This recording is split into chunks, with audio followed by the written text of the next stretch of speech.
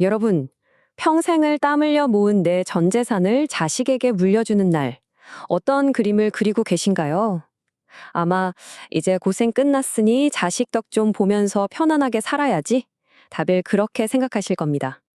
광수야, 네가 나 죽을 때까지 이 집에서 편히 모신다고 약속하지 않았니? 명의만 넘겨주면 아무 걱정 말라더니 이게 어떻게 된 일이냐?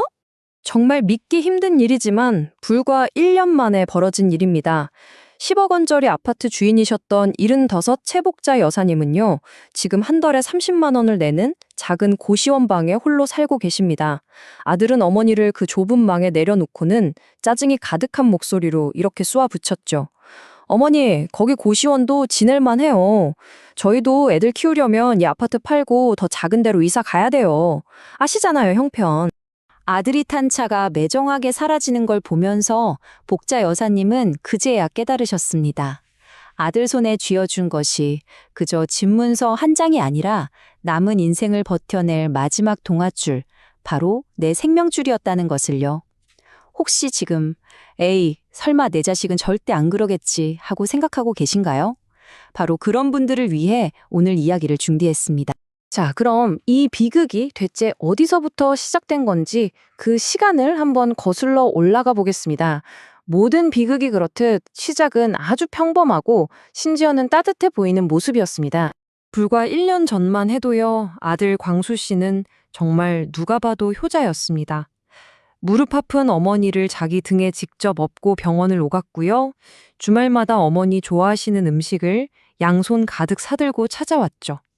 어머니는 그런 아들을 철석같이 믿었습니다. 어머니, 어차피 나중에 저한테 주실 집이잖아요. 괜히 나중에 상속세 많이 내지 마시고 지금 미리 명의를 넘겨주세요. 그게 세금 아끼는 길이에요. 제가 더 잘 모실게요. 걱정 마세요. 어머니 귀에는 그저 자기를 위하는 기특한 아들의 말로만 들렸을 겁니다. 그 누가 이런 말을 의심할 수 있었을까요? 하지만 정말 야속하게도 모든 것은 딱 그날부터 변하기 시작했습니다. 등기부등본에 아들의 이름이 찍힌 그날부터요. 아들의 전화는 뜸해졌고 며느리의 목소리는 날카로워졌습니다. 어머니, 텔레비전 소리 좀 줄이세요. 애 공부해야 돼요. 이 반찬은 짜네. 저건 싱겁네. 평생을 살아온 내 집의 주인이었던 복자 여사님은 어느새 아들 내외 눈치를 보며 밥을 얻어먹는 손님이 되어버렸습니다.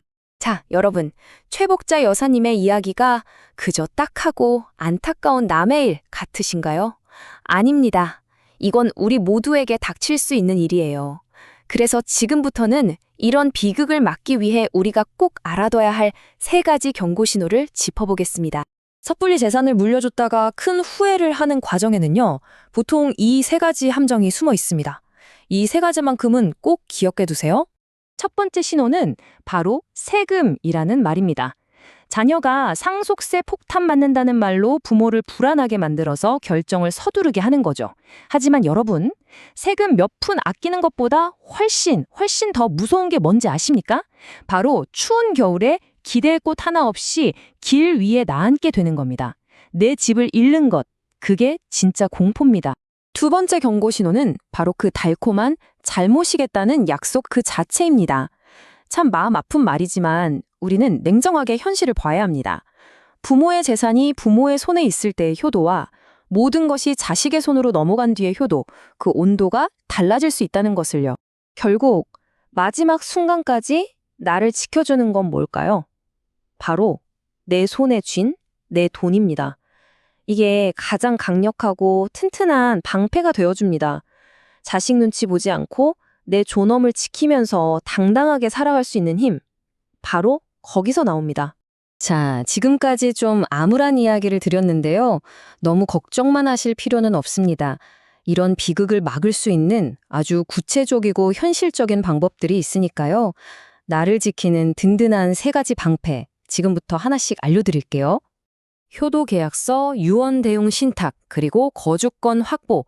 말이 조금 어려워 보이지만 전혀 그렇지 않습니다.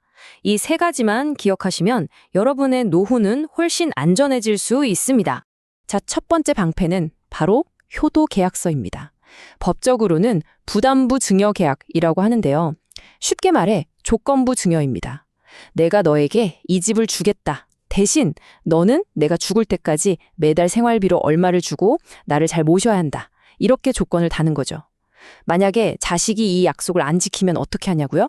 줬던 거 다시 내놔 하고 법적으로 당당하게 요구할 수 있는 아주 강력한 장치입니다. 이 계약서를 쓰실 때 그냥 효도한다 이렇게 두루뭉술하게 쓰시면 아무 소용이 없어요. 아주 구체적으로 적어야 합니다. 첫째, 매달 생활비를 얼마 줄 건지 정확한 액수를 딱 못 받고요. 둘째, 내가 사망할 때까지 이 집에서 살 권리를 보장한다는 문구를 반드시 넣어야 합니다. 그리고 가장 중요한 셋째, 이 약속들 중 하나라도 어기면 이 계약은 무효가 되고 재산을 돌려받는다는 해제 조항, 이게 핵심입니다. 맞습니다. 내 집은요, 내가 눈 감는 그날까지 나의 안전한 성이자 요새여야 합니다. 그걸 지켜줄 두 번째, 세 번째 방패도 알려드릴게요. 두 번째는 유언대용 신탁인데요. 이건 더 간단합니다. 내가 살아있는 동안에는 명의를 안 넘겨주는 겁니다. 대신 내가 죽으면 그때 자동으로 자식에게 가도록 설정만 해두는 거죠. 가장 확실하고 안전한 방법입니다. 그리고 세 번째는 거주권 확보. 이건 만약 어쩔 수 없이 명의를 넘겨주게 되더라도 내가 죽을 때까지 이 집에 살 권리는 나에게 있다는 걸 등기부 등본에 딱 명시해두는 겁니다. 그러면 집주인이 누구든 상관없이 법적으로 절대 나를 쫓아낼 수 없습니다. 자, 이제 다시 최복자 여사님 이야기로 돌아와서 오늘 이야기를 마무리할까 합니다. 이 가슴 아픈 이야기가 우리에게 남긴 진짜 교훈은 과연 무엇일까요? 여사님은 지금 하나뿐인 아들을 상대로 재산을 돌려달라는 소송을 준비하고 계십니다. 재산을 되찾는다 해도 한번 깨져버린 자식과의 신뢰? 그 마음의 상처는 무엇으로도 되돌리기 어렵겠죠. 정말 길고 고통스러운 싸움이 될 겁니다. 여사님이 눈물을 훔치며 하신 이 말씀이 제 가슴에 참 무겁게 남았습니다. 나는 그냥 다 퍼주는 게 사랑인 줄만 알았지. 근데 그게 아니었어. 그게 내 자식을 괴물로 만드는 길이었더라고. 여러분, 내 노후 자산을 지키는 건 절대 이기적인 행동이 아닙니다. 오히려 그 반대일 수 있어요. 그것이야말로 내 소중한 자식을 불효자라는 끔찍한 죄를 짓지 않도록 부모로서 지켜주는 마지막 사랑일 수 있습니다. 마지막으로 여러분 자신에게 한번 물어보셨으면 합니다. 나는 내 자녀에게 그저 거저 얻는 기대를 물려주고 있습니까? 아니면 스스로 땀 흘려 얻는 책임의 가치를 가르치고 있습니까? 어떤 것이 진정한 사랑이고 진정한 유산일까요? 깊이 생각해 보시는 시간이 되셨기를 바랍니다.